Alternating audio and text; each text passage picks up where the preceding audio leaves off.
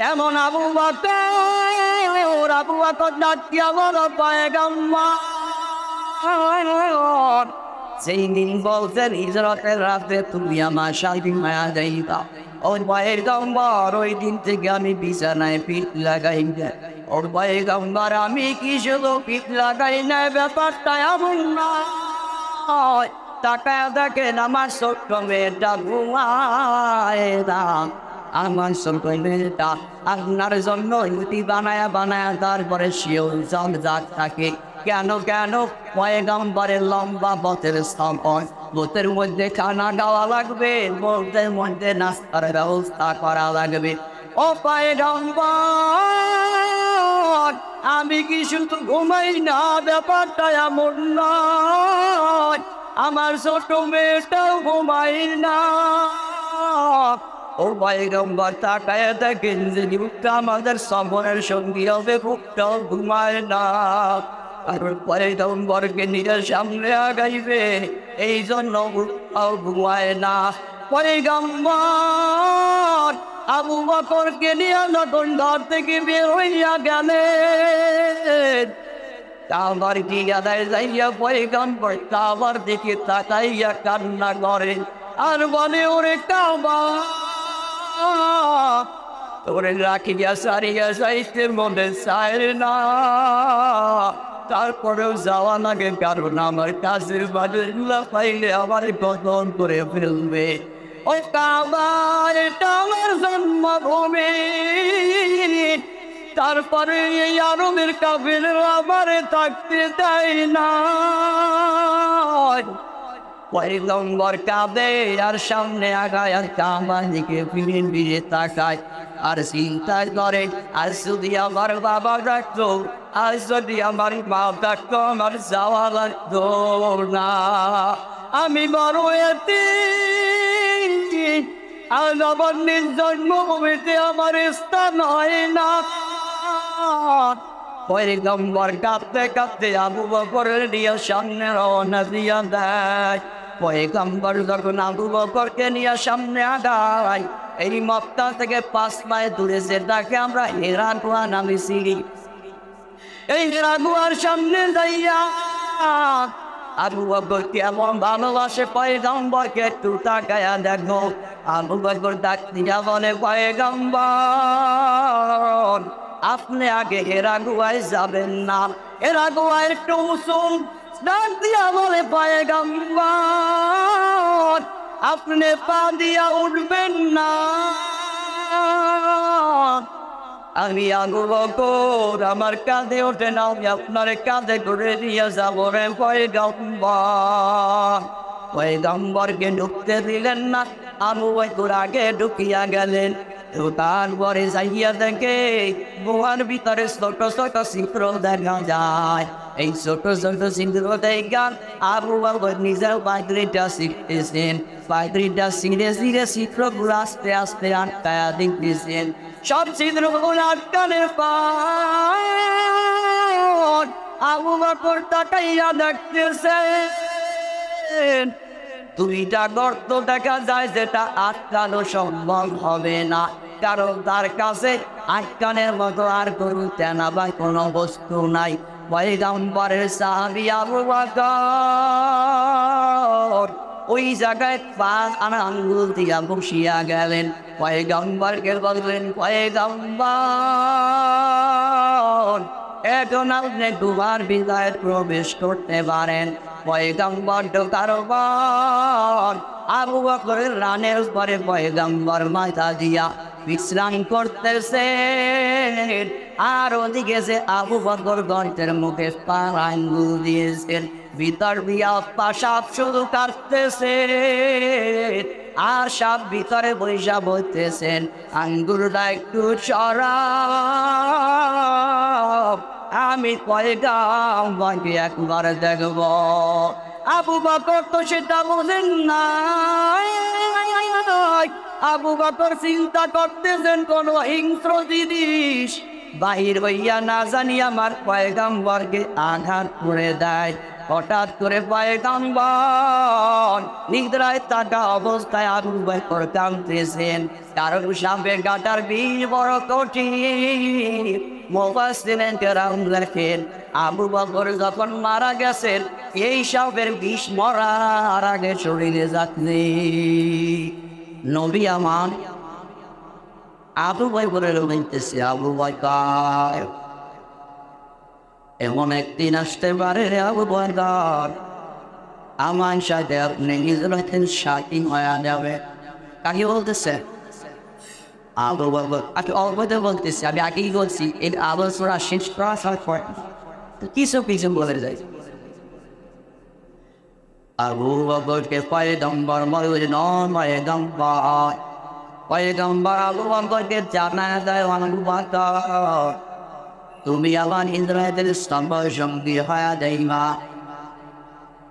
হঠাৎ মক্কার মধ্যে পয়গম্বরের বিরুদ্ধে দারুণ নদওয়াতে মক্কার সবচাইতে বড় সংসদ ভবনের মধ্যে ওই আরবের বড় বড় নেতারা ওই সংসদ ভবনের মধ্যে বসল।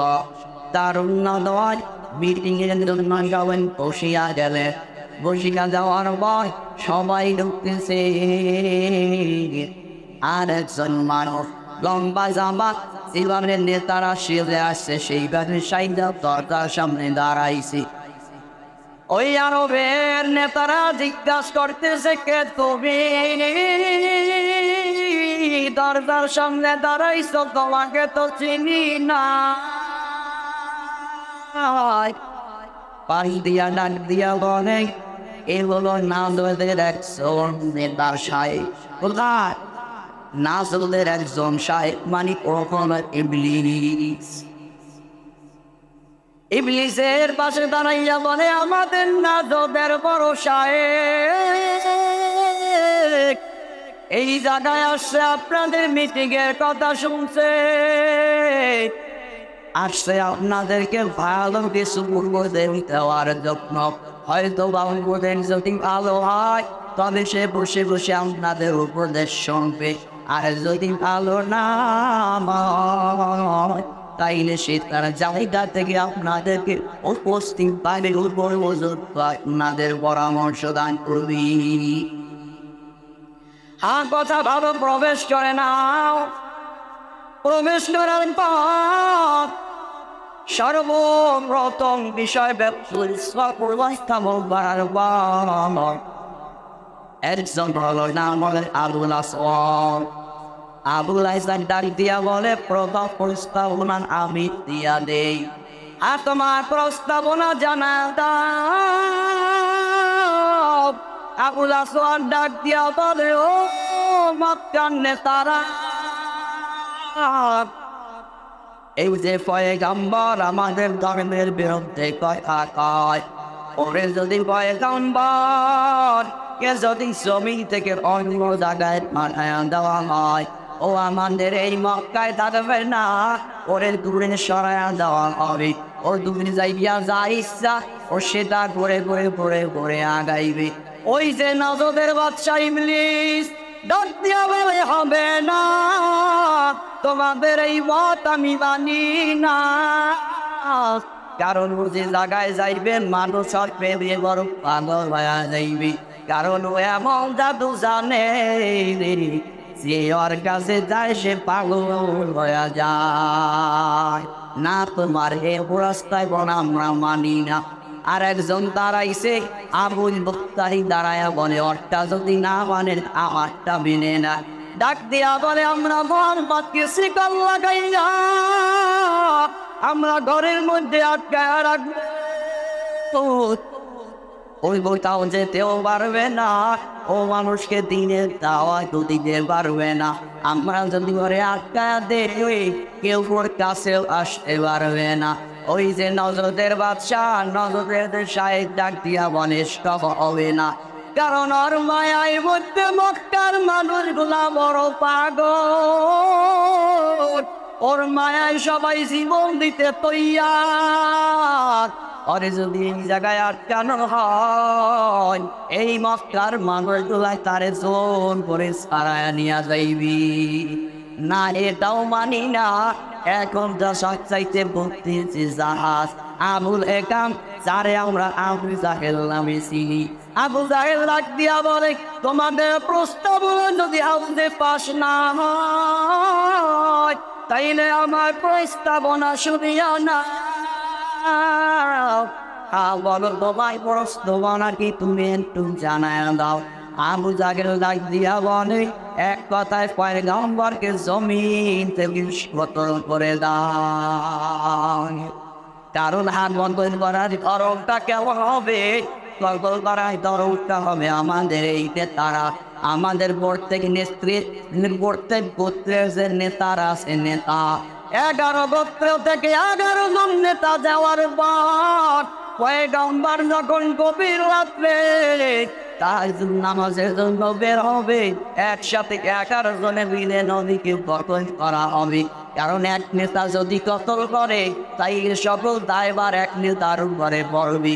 আর যদি প্রত্যেক গোত্র থেকে একজন নেতা দাঁড়ায় তাইলে এই দোষ সবার উপরে পড়বে। বুঝলি? আবু জাহেলের বুদ্ধি আবু এখানে এমনি কয় নাই।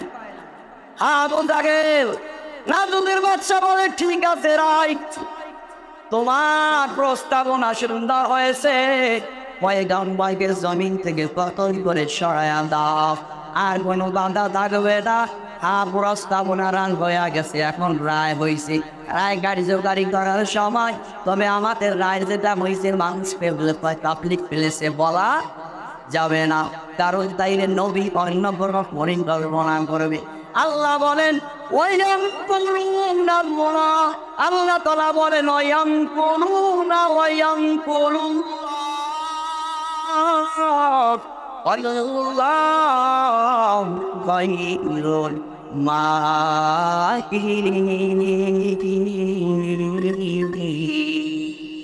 আল্লাহ বলে তোরা পরিকল্পনা কর, ওয়াসাইতে উত্তর পরিকল্পনা যে বলা জিলাইয়া বলেন তাই না। আল্লাহ জিবরাইলকে পাঠায় দিয়েছে, জিবরাইল পয়গম্বরের কাছে যাও, যাইয়া তার কানে কানে সংবাদ পৌঁছে দাও, এই আরবের কাফেররা আপনাকে কতল করতে চায়, তাড়াতাড়ি মক্কা সারিয়া পয়গম্বর আপনি মদিনার দিকে হিজরত করে নেন। রাত্র যখন গভীর হইছে পয়গম্বর ঘর থেকে বের হইয়া তখন যাবে। ওই যে 11 জন নেতা তলোয়ার দিয়া দরজার সামনে দাঁড়াইছে, পয়গম্বর নামবে আর সাথে সাথে তারে কতল করা হবে। এদিকে আল্লাহ বলে যে সুত্তম পরিকল্পনা বললাম আমি আল্লাহ। আল্লাহর পয়গম্বরকে শিখা দাও, পয়গম্বর আয়াত করে বালি নেন, বালির মধ্যে ফুল দিয়া বালিটা সিটা দেন। পয়গম্বর আয়াত করলেন, ওয়াজআলনা মিন বাইনি আইদিহিম সাত্তা ওয়া মিন খালফিহিম সাত্তা فأغشيناهم فهم لا يبصرون। এই আয়াত করে পয়গম্বর বাণীটা যখন সিদ্ধা দিলেন, আল্লাহ বলে আমি প্রত্যেকের চারপাশে আমি আল্লাহর প্রাচীর বানায়া দিলাম। ও ডানেও কিছু দেখবে না, ও বামেও কিছু দেখবে না, ও সামনেও কিছু দেখবে না, ও পিছনেও কিছু দেখবে না। পয়গম্বর বালি সিংহানের পর মুফাসসিরিনে কেরাম বলে, এই বালি বলেন আর পাথরের কণা বলেন প্রত্যেকের মাথায় পড়ে না, এমন কোনো কাফের ওই জায়গায় ছিল না। পয়গম্বর বের হইয়া আবু বকরের দরজার কিনারায় দাঁড়াইছে, দাঁড়াইয়া ডাক দিছে, আইনা আবু বকর, ও কোথায় আমার আবু বকর? আবু বকরের সর্বক্ষণে ডাক দেওয়ার পর আবু বকর দরজাটা খুলিয়া দিলেন। লাব্বাইকা ইয়া রাসূলুল্লাহ, ও পয়গম্বর আমি আপনার সামনে হাজির। পয়গম্বর ঘরের মধ্যে ঢুইকা ডাক দিছে, আবু বকর এই রাত্রে আমি একটা ডাক দেওয়ার পর ও আবু বকর কি ভাই তুমি সাথে সাথে দরজা খুলিয়া দিনা। আবু বকর ডাক দিয়া বলে পয়গম্বর, ওই একদিন বলছিলেন তুমি আমার হিজরতের সাথী হয়ে যাইবা, ওই দিন থেকে ও পয়গম্বর আমার আল্লাহর কসম আমি একটা রায় আমার পিঠ কখনো আমি বিছানায় লাগাই না। জানো জানো আবু বকরের আমলের তেমন কথা। ওমরের ব্যাপারে পয়গম্বর আয়েশা সিদ্দিকা রাদিয়াল্লাহু তাআলা আনহার সাথে বললেন, ও আয়েশা, আমার এমন একদল সাহাবী আছে তার আমল আমার যে তাই একগুলো আছে যেইভাবে আসমানের তাহেরগুলা পুড়ে গুনে শেষ করা যায় না, আমার ওই সাহাবীর একগুলা ওইভাবে গণনা করে শেষ করা যায় না। আয়েশা সিদ্দিকা রাদিয়াল্লাহু তাআলা না প্রশ্ন করলেন, পয়গম্বর বলেন না আপনার এই সাহাবীর নামটাকে একটু যদি বলতেন, কারণ তার মনের তামান্না তার ওই নামটা হয়তো তার বাবা আবু বকরের কথাই বলতেন। ডাক দিয়া বলে, ও আয়েশা, ওটা হলো আমার সাহাবী হযরতে ওমর। আয়েশা রাদিয়াল্লাহু তাআলার মুখটা একটু মনে হয় আসলে। পয়গম্বর বুঝতে পারলেন, ডাক দিয়া বললেন, আয়েশা। এখানে আয়েশা বললেন, ও পয়গম্বর, এটা সর্বপ্রথম আমার বাবা নয়। প্রশ্ন করছে। পয়গম্বর ডাক দিয়া বলেন, ও আয়েশা শুনিয়া না, আমার সাহাবী ওমরের গোটা জিন্দেগির আমল যদি একবার লাইন খায়া দেওয়া হয়, আর একবার লাইন যদি তোমার বাবা আবু বকর তার ওই যে হিজরতের রাত্রে আমার সমর শক্তি বইছি, তার যদি ওই রাতের শুধু আমলটা দেওয়া হয়, তোমার বাবা আবু বকরের ভালোবাসাটাই পারি হয়ে যাইবি। এমন আবু বকর ডাক দিয়া বলল, পয়গম্বর সেই দিন বলছেন হিজরতের রাতে তুমি আমার শান্তি মায়া যাইবা, ওর পয়গম্বর ওই দিন থেকে আমি বিছানায় পিঠ লাগাই না। ওর পয়গম্বর আমি কি শুধু পিঠ লাগাই না, ব্যাপারটা এমন নয়, তাকায় দেখেন আমার ছোট্ট মেয়েটা ঘুমায় না, আমার ছোট্ট মেয়েটা আপনার জন্য রুটি বানায়া তারপরে সেও জমজাত থাকে। কেন পয়গম্বরের লম্বা পথের স্থাপন, পথের মধ্যে খানা খাওয়া লাগবে, পথের মধ্যে নাস্তার ব্যবস্থা করা লাগবে। ও পয়গম্বর আমি কি শুধু ঘুমাই না, ব্যাপারটা এমন নয়, আমার ছোট মেয়েটাও ঘুমাই না। ও পয়গম্বর তাকায় দেখেন যে যুগটা আমাদের সময়ের সঙ্গী হবে, খুবটাও ঘুমায় না, কারণ পয়গম্বরকে নিজের সামনে আগাইবে এই জন্য ঘুমায় না। পয়গম্বর আবু বকরকে নিয়ে যখন ঘর থেকে বের হইয়া গেলেন, কাবার গিয়া যাইয়া পয়গম্বর কাবার দিকে তাকাইয়া কান্না করেন আর বলে, ওরে কাবা তোরে রাখিয়া সারিয়া যাইতে মনে চায় না, তারপরেও যাওয়া লাগে, কারণ আমার কাছের মানুষগুলা পাইলে আমার কতল করে ফেলবে। ওই কাবার এটা আমার জন্মভূমি, তারপরে এই আরবের কাফেররা আমারে থাকতে দেয় না।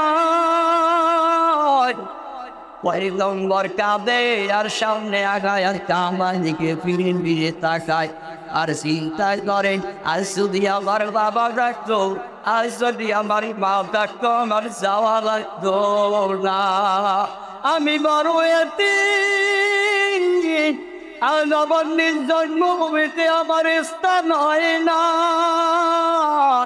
পয়গম্বর কাঁদতে কাঁদতে আবু বকরের নিয়ে সামনে রওনা দিয়া দেয়। পয়গম্বর যখন আবু বকরকে নিয়ে সামনে আগায়, ডাক দিয়া বলে, পয়গম্বর আপনি পা দিয়া উঠবেন না, আমি আবু বকর আমার কাঁধে ওঠে না, আমি আপনার কাঁধে করে নিয়ে যাবো রে পয়গম্বর।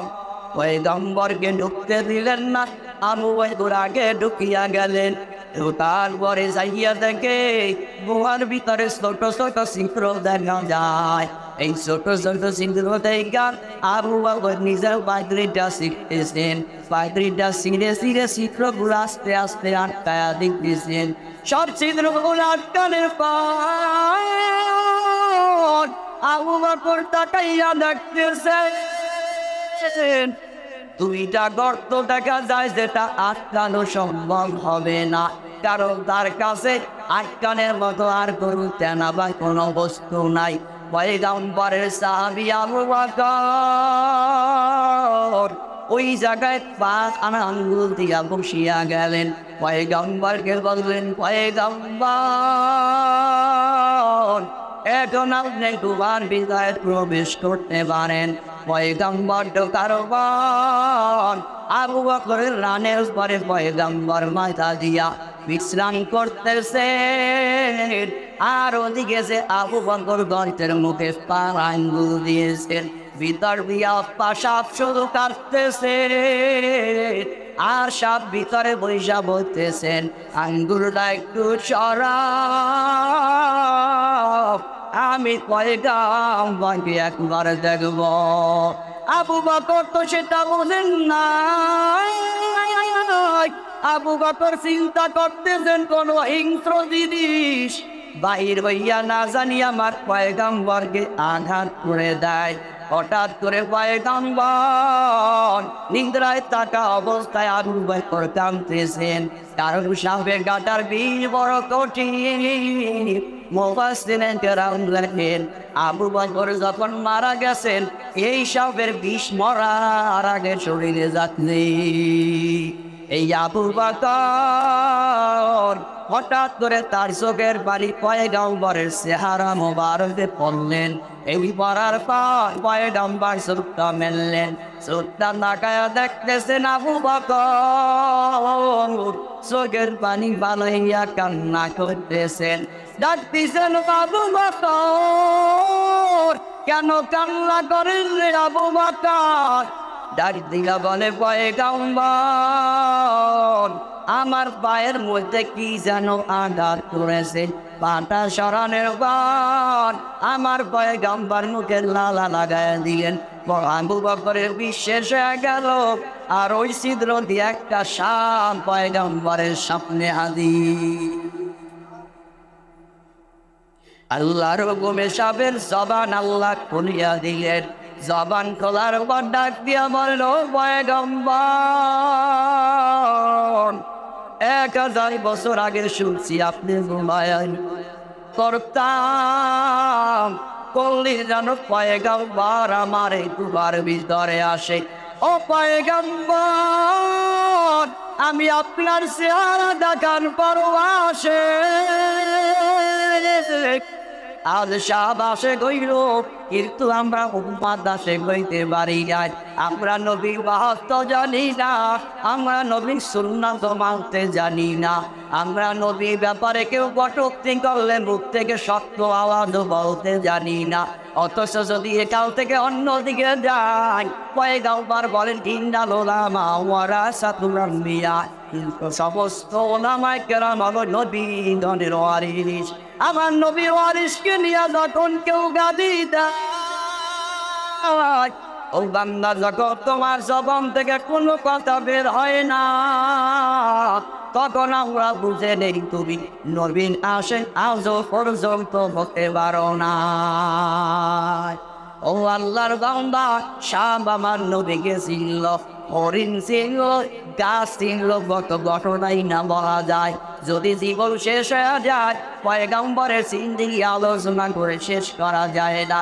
যেই গাছের কাছে নবীজি ট্যাক লাগাইতেন, যেখানে দাঁড়ায় নবী তুলবা বার করতেন, মিম্বার প্রস্তুত হয়ে গেল, পয়গম্বর গাছটা আর ট্যাক লাগায় না। গাছটা মানুষের মতো হাউমাউ করে কান্না করে। সাহাবায়ে কেরাম বলে পয়গম্বর গাছ কেন কান্না করে? গাছ ডাক দিয়া বলে ও রাহমাতাল লিল আলামিন, কেন আপনি আমাকে দূরে সরাইয়া দিলেন? ও পয়গম্বর, আপনার কাছে আমার আবদার, আমাকে আপনি গানের দাওয়াই করে দেন, হাশরের ময়দানে যেন আমি আপনার সাথে জান্নাতে থাকতে পারি। অথচ গাছ ছিল কিন্তু মানুষ ছিল না। পয়গম্বর 3 রাত এরা ঘুমার মধ্যে অবস্থায় করলেন লম্বা ঘটনা। পয়গম্বর এই যে 3 রাতে জায়গায় রইলেন, এর ভিতরে অনেক ঘটনা। আবু বকরের সন্তান রাত্রিবেলা আইসা এ জায়গায় ঘুমাইতেন। আবার ওই যে আবু বকরের কর্মচারী যে আবু বকরের বকরি গুলাই লালন পালন করতেন, আবু বকরের ওই যে বকরি গুলা নিয়া রাত 1/3 হইল বকরি গুলা নিয়া কুয়ার কিনারায় দাঁড়াইতেন। ওই জায়গায় যাইয়া উদ্ধারণ করে পয়গম্বরকে খাওয়াইয়া আবার সকাল হইতে না হইতে বকরি গুলা নিয়া দূরে চলে যাইতে। মুফাসসিরে কেরাম বলেন একটা কারণ নয়, 2টা কারণের কারণে ছাগলগুলা নিয়ে যাইতেন। কারণ ছাগলগুলা যদি বালির মধ্যে হাঁটতো তাইলে কাফেরেরা বুঝতে পারে ছাগল বকরি হাঁটছি, এই জন্য ও এই বকরিগুলা নিয়েও গানে যাইতেন। এখানে 3 রাত থাকার পর 4th রাত্রে তাদের পরিকল্পনা। কারণ আরবের কাফেরেরা, মক্কার কাফেরেরা যখন আমার নবীকে পায় নাই, তখন তারা আর এক বৈঠক দিয়া দিলেন। এই বৈঠকের মধ্যে বাস হইছে তাড়াতাড়ি করো, যেই জায়গায় নবীরে সির কতল করতে পারবা, আবু বকরের কতল করতে পারলে যদি জীবিত নিয়ে আসো বা মৃত্যু নিয়ে আসো, তাকে 100 উট দিয়া দেওয়া হবে। আর ওই মক্কার কাফেরেরা পাগল, ওই কোথায় পাওয়া যায়, কোথায় রহমাতুল লিল আলামিনের একটু দেখা দরকার। সবাই বুঝতেছে পয়গম্বর 4th রাত্রে এক বান্দাকে ডাইকা বলছেন, ওনার নাম হলো আব্দুল্লাহ বিন লাইসি। উনি হলো সবচাইতে অপরিচিত ব্যক্তিকে বধ দেখানো একজন মানুষ, আব্দুল্লাহ বিন লাইসি। কিন্তু মানুষটা কাফের হওয়ার পর মানুষটা বড় বিশ্বস্ত ছিল। পয়গম্বরের সাথে কথা হইছে যে আমরা 3 রাত ফেরান ভয় থাকবো, 4th রাত্রে তুমি উট নিয়া ফেরা ঘুমায় চলে যাইবা। আর ওই 4th রাত্রে মদিনা যাওয়ার যে প্রশস্ত রাস্তা আছে, ওই রাস্তায় না নিয়া তুমি আমাকে এমন জায়গা দিয়া নিয়া যাইবা সেই জায়গায় বেশি মানুষ চলাচল করে না। আই যে আব্দুল্লাহ ইবনে লাইসি 2টা উট নিয়া পয়গম্বরের কাছে রাত্রে হাজির হয়ে গেল। পয়গম্বরকে ডাক দিয়া বললেন, ও পয়গম্বর, আমি আব্দুল্লাহ ইবনে লাইসি আইছি তাড়াতাড়ি বের হন। উটের পিঠে উঠে যখন সামনের দিকে আগায়া যাইতেছি, এর মাঝে অনেক কাহিনী। সামনে যাওয়ার পর উম্মে মাবাদ নামে এক মোটা মহিলা ছিল, নাম হলো উম্মে মাবাদ। এই উম্মে মাবাদের কারণে যখন ওখানে দাঁড়াইলেন, তাকায়া দেখতেছেন উম্মে মাবাদ হাঁটু গেড়ে বসে আছেন। পয়গম্বর পেটের মধ্যে ক্ষুধা। পয়গম্বর উম্মে মাবাদকে ডাক দিয়া বললেন, ও উম্মে মাবাদ, তোমার এখানে তো দেখা যায় একটা বকরি আছে, যদি তুমি পারমিশন দিতা দুধ দোহাইয়া আমরা সবাই খাইতাম। ডাক দিয়া বলে, কে আমি আপনাকে চিনি না, তবে এই বকরি তো নিজেই চলতে পারে না, এই জন্য আমার বকরিগুলা রাখাল নিয়ে ওখানে ঘাস খাওয়াইতে গেছে। কিন্তু এ যে এত দুর্বল, আমি এই জন্য আমার এই বকরিটাকে পাঠাই নাই। পয়গম্বর ডাক দিয়া বলেন, যদি তুমি একটু উপদে তুমি যদি আমাকে পারমিশন দিতা, তাইলে আমি চেষ্টা করে দেখতাম। আপনি চেষ্টা করে দেখতে পারেন। বকরিটা সামনে আনার পর আমার পয়গম্বর বলে, তাড়াতাড়ি একটা পাত্র দাও, আমি নিজে নবী উত্তরেও দহন করব। যখন পাত্র নিয়ে পয়গম্বর যখন এই বকরির নিচে চলে গেছে, মুফাসসিরে কেরাম বলে ঘটনায় পাওয়া যায় পয়গম্বর ওলানের কাছে যাওয়ার সাথে সাথে এমন তুলতুলানে আসছে। উম্মে মাবাদ বলে আমার কোন বকরিতে জীবনেও এত দুধ হয় না। পয়গম্বর নিজে খাইলেন, আবু বকরের খাওয়াইলেন, আবার ওই যে উম্মে মাবাদ তাকেও খাওয়াইলেন। পয়গম্বর বিদায় হয়ে গেলেন। উম্মে মাবাদের যখন স্বামী ফিরে আসছে, স্বামীকে বলতেছি জানো জানো জানো আমাদের যেই উঠে দুধ, আমাদের যে বকরিতে দুধ হয় না, আজকে এমন একজন মানুষ আসছে ওলানের নিচে যাওয়ার সাথে ওলানের মধ্যে এমন দুধ আসছে, এমন দুধ কোনদিন আমার বকরিতে হয় না। উম্মে মাবাদের স্বামী ডাক দিয়া বলে কে বড় বড় বনতা চেহারা, বড় চেহারা শোনার পর উম্মে মাবাদের স্বামী ডাক দিয়া বলে ও বিবি আমার, তোমার কথা শুনে আমার বুঝতে বাকি নাই, এটা আর কেউ নয়, এটা বড় রহমাতাল লিল আলামিন মুহাম্মাদুর রাসূলুল্লাহ সাল্লাল্লাহু আলাইহি ওয়াসাল্লাম। এখান থেকে রওনা হয়ে গেলেন, সময় আমার শেষ হয়ে গেছে। আজ ওই যে লোহিত সাগরের উপকূল দিয়া দিয়া দিয়া দিয়া তারপরে গেলেন পয়গম্বর, ওই যে আনকামন রাস্তা দিয়া দিয়া তারপরে গেলেন পয়গম্বর 622 খ্রিস্টাব্দে, সব সম্ভবত 23 বা 24 সেপ্টেম্বর পয়গম্বর মদিনায় প্রবেশ করলেন। পয়গম্বর মদিনায় প্রবেশ করার পর এক ইয়াহুদি ডাইকা ডাইকা বলে ও মদিনার লোকেরা, তোমরা যার কারণে এত পাগল দেখায়া দেখো ওই যে পয়গম্বর আসছে মদিনার মধ্যে, মানুষের মধ্যে আনন্দের জোয়ার মায়া গেল।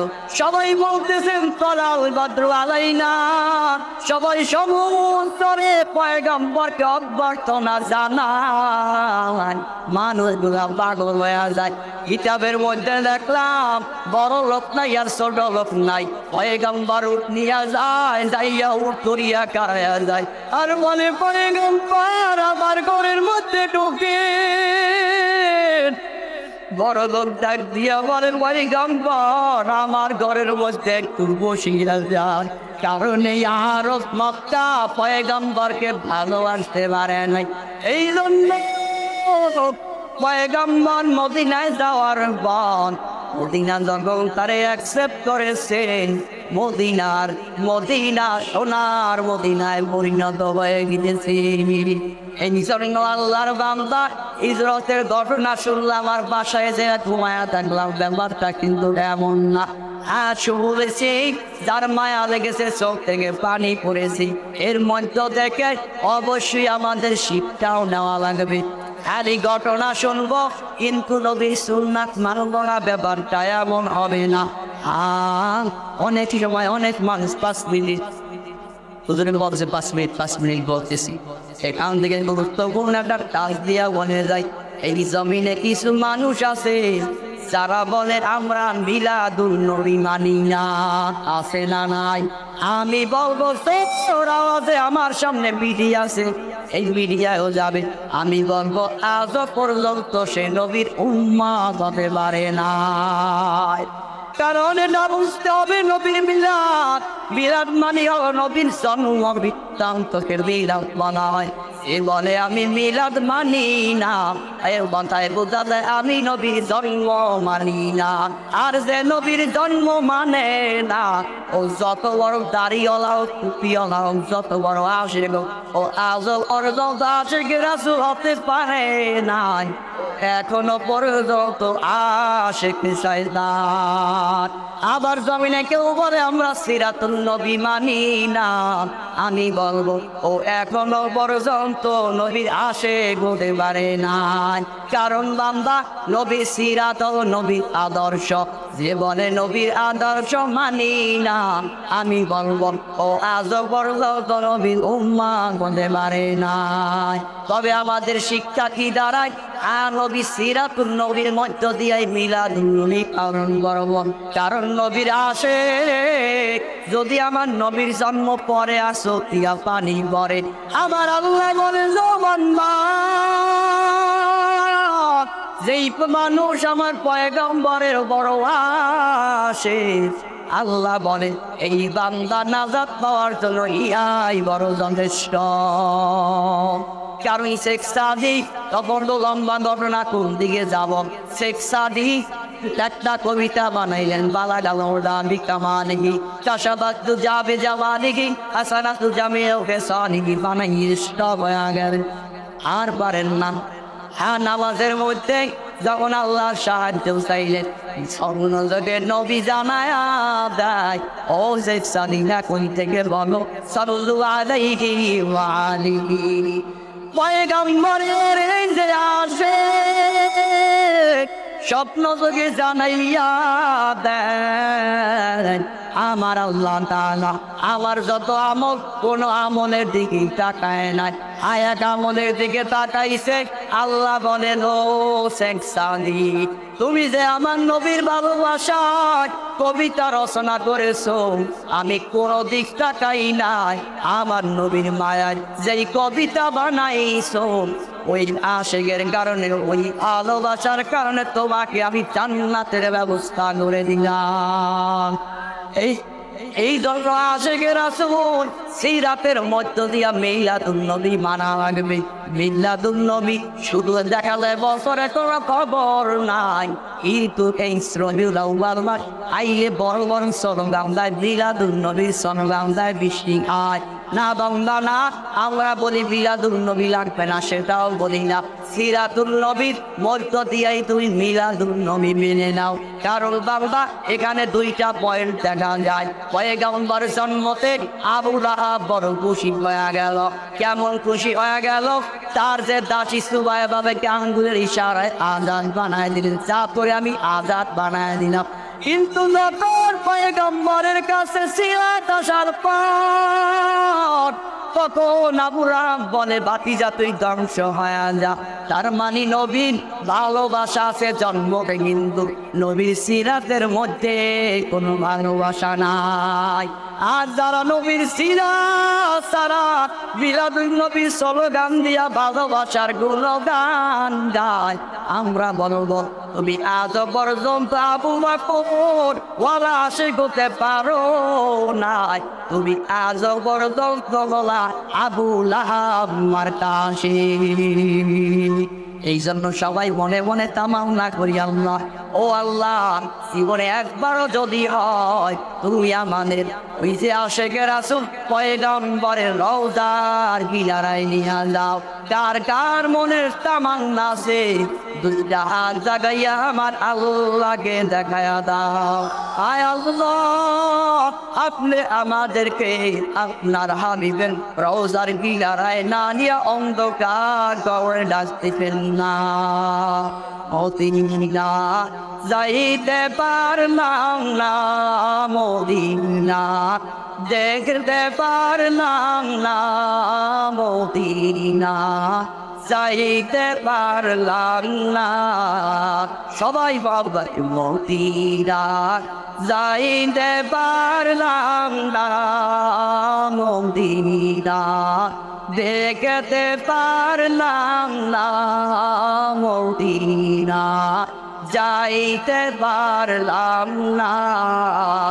আমি অসহায় তাই এত দূরে রই, আমি অসহায় তাই এত দূরে রই, শুধু সালাম জানাই মদিনা যাইতে পারলাম না, মদিনা দেখতে পারলাম না মদিনা, যাইতে পারলাম না। মদিনার নামটা তো শুনতাম, মদিনা কেড়েছে অন্তর। সবাই বলব মদিনার নামটা তো শুনতাম, মদিনা কেড়েছে অন্তর। ওই মদিনার পথের দুলি আমি, ওই মদিনার পথের দুলি আমি, মারতে পারলাম না মদিনা, দেখতে পারতাম না। দেখতে পারলাম না মদিনা, যাইতে পারলাম না মদিনা, দেখতে পারলাম না। আরো বেড়ে মোবাইল হাওয়া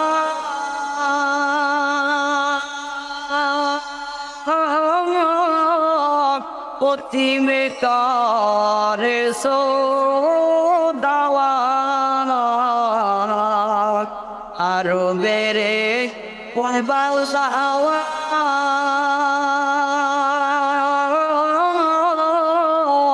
পশ্চিমে কারে সো দাওয়া।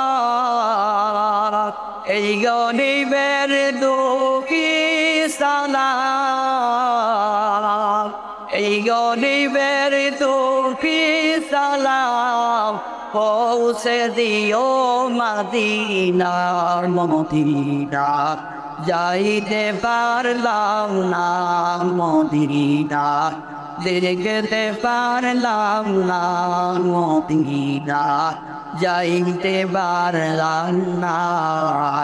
আমি অসহায় তাই এত দূরে রই, আমি অসহায় তাই এত দূরে রই, শুধু সালাম জানাই মদিনা, যাইতে পারলাম না মদিনা, দেখতে পারলাম না।